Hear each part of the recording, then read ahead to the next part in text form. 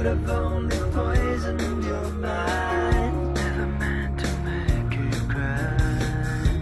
You've been so thoughtless, I can see right through you. You used to be there for me. Don't you leave and say goodbye. Should have changed, but so have I. Guilty, oh, guilty. I feel so empty, yeah, empty. You know how to make me feel. I thought that the time and the distance between us make you so much colder. I'll carry the world on my shoulders.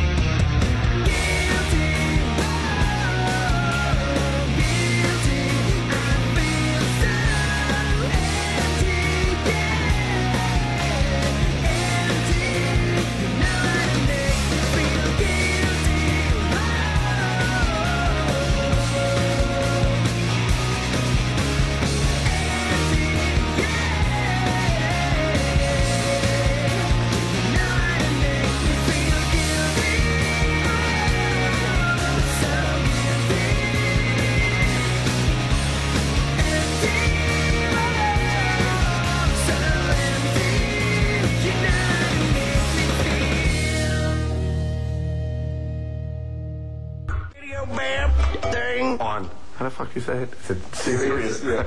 On Sirius 28. Faction. You're listening to Faction 28. This is Bam Show, here live with Bam, Novak, Rab, DiCamillo. You just heard the Rasmus, the song Guilty, and we're in live Houston, Texas. And speaking of guilty, I have to talk about the plane from Philadelphia to Texas, and that I brought my roommate here, Heroin Novak, who has been on heroin for 10 years, but he's a year and a half clean, so he's been living at my house sober and up, and I've been making sure of that. But in the meantime, when I told him to come over here from Baltimore, he didn't tell me until 3 months after that he had major warrants that he's been dodging. So when we get on the airplane, when we land, the stewardess is just like, Brandon Novak, please report to the front immediately. So I'm just like, dude, I don't know about that. I wouldn't do it. And then they're just like, Brandon Novak, please come to the front. And then what happened? Well, they told me to. Well, after they realized that I wasn't coming to the front, obeying instructions, I'm a career criminal, so I know that something's wrong here. They say, ring the call light to let us know where your seat is. Why would you ever do that? No, I looked at Bam. Bam looks at me and says, what are you going to do? What do you mean what am I going to do? I'm going to hightail out of here, and you don't know me. That's what I'm doing here. The best part was, Brandon DiCamillo, me, my real name is Brandon, if you guys didn't know. Bam Margera is my real name, and then we have Brandon Novak. They asked all three of us, like, are you Brandon? And I'm like, no, I'm Bam. And then you just hightail it out of there, and then Novak's just like, no, I'm Eric Ricks. And then So we hightail out. I lose those guys because I know how to evade police, right? I'm quick to the luggage terminal, and there's goddamn people at the luggage terminal still asking my name. I know. We're getting our luggage, and there's still people. Are you Brandon? Are you Brandon? We're like, dude, would you leave us be? We need to get on a car right break, brother. Whatever He's it was. the last guy in the world that knows how to avoid police. Dude, I bet you it was a warrant, and we're still in Texas. How are you getting back to Philly? I don't even like flying, so I'll be catching Amtrak from here on out. Not that I'm scared, because I don't have warrants, but I just don't like flying. Yeah, I bet you that's the reason you...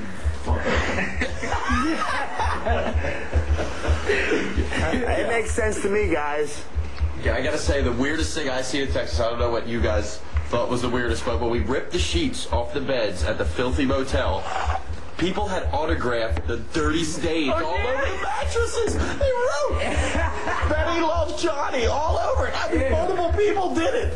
Why would you ever autograph that sick, filthy motor lodge? Like, what would make you even want to autograph that? Like, maybe if you spent a nice night at the Four Seasons, you Who would you want to know that you were there?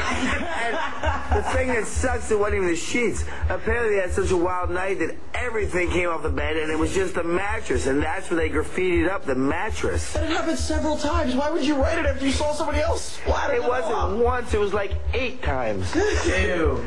And did you see the television in there? It was like the first Zenith television ever. It was a prototype when televisions first came out. It was still black and white, that thing. And can I tell you how they made it property of the Budget Inn Motel? They took a goddamn Phillips head and a hammer and carved out Budget Inn on the TV. It was so filthy in those rooms that we actually took the beds outside and we slept outside, and that's where we spent the night. We took the beds out into the parking lot, and we filmed it all too. But and then Dunn was working on this airboat. You know what are they called? Yeah, it's an airboat. Airboats. That's it, yes. He was working on an airboat. He started the fan at 6 in the morning when everybody was sleeping and just blew the TV off. Oh, it was the best. And I'm not sure, but when you see the episode, you'll see me waking up snuggled to Vito, and I felt a little funny in the morning. I think he might violate me. Yeah, you were into it. Okay. And then, Brand, why don't you talk about the how we were on the airboat going to the deserted island that we were filming at, and then the fans show up with the helicopter. Oh, come on!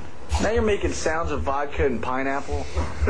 Me and Rab are doing halfsies all night. Yeah, I know, man. Go order some hookers. You got it. You got the number, Rehab?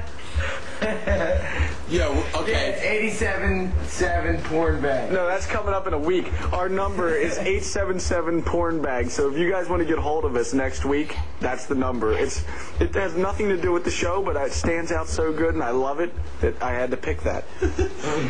Okay, so we take these airboats out through the swamp. There's gators, there's water moccasins, not the shoe. There's every possible thing that could bite you and be poisonous. Even the snakes have babies to get you in these little jelly balls. And, okay, there's so many kids following us around. They jump off the dock, swim through the alligator-infested waters onto this, like, beaver dam, and they're going crazy waving to us. They're running through the swamp after us, risking their lives. They're out of their mind. And they all ended up feeling up Jacob, the filmer. Yeah, the filmer who was out there. That was the reason why they went there. But, like, you don't understand. Like, a small town like Orange, Texas, if you go to the gas station and you're going to be there for the next 10 minutes, there will be about 30 people that just show up from people calling on their cell phones. It's that ridiculous.